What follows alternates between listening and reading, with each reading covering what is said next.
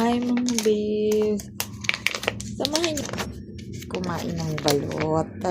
Bigay ito ng bilas ko. Nagtaka pa ako bakit kasi ganito yung itsura niya. Meron siyang balot. Akala ko parang laruan lang. Alam mo kasi mga loves talagang ko, low blood ako. Tapos naalala niya yun, kaya binigyan niya ako nitong balot na to. Nakakatuwa kasi meron na palang balot online, no? Kaya hindi na tayo kailangan maghanap-hanap pa kapag nag-crave tayo. Ayan, kumuha lang ako ng mainit na tubig kasi gusto ko siyang ibabad para mainit siya kasi galing kasi siya sa ref. Kahapon pa kasi sa akin ito binigay and ngayon ko lang talaga siya kakainin. Pero nakain ko na yung iba nito. Actually, 5 to. Ayan na, babad na natin siya para mainit siya, mainit-init. Hindi naman sobrang init, para lang mawala yung lamig ng ref. Ayan, nasa mid pa ako. 2 peraso yung kakainin ko, isang maanghang, isang hindi. Ayan, try na natin. Ayan, balatan muna natin kasi nagtaka pa ako niyan kasi akala ko bulok na siya. Yun pala yung sisiw yung nakita ko. Pero pagtikim ko, dahil matakaw ako, tinikman ko muna at ayan, ang sarap.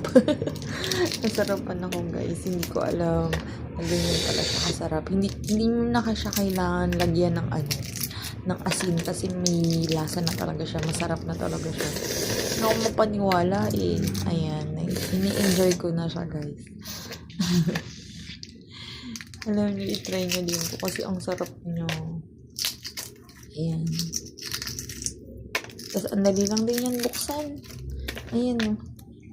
Ayan o. Oh, diba? Ang sarap niya. Kainin ng buo. Tuwang-tuwa ang babae. Ayan. Tinatanggal ko yung matigas na part. Hindi ko kasi yung kinakain. Medyo mahuna kasi yung ngipin ko.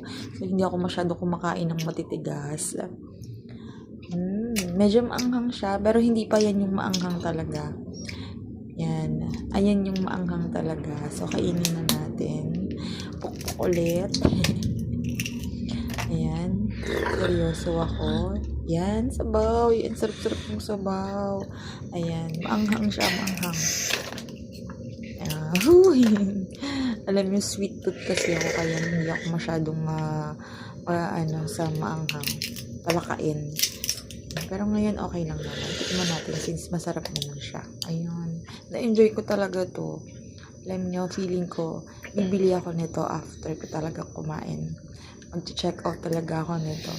Ayan, ang sarap. Na-enjoy ko talaga siya, guys. Ayan. Kaya kung gusto nyo din,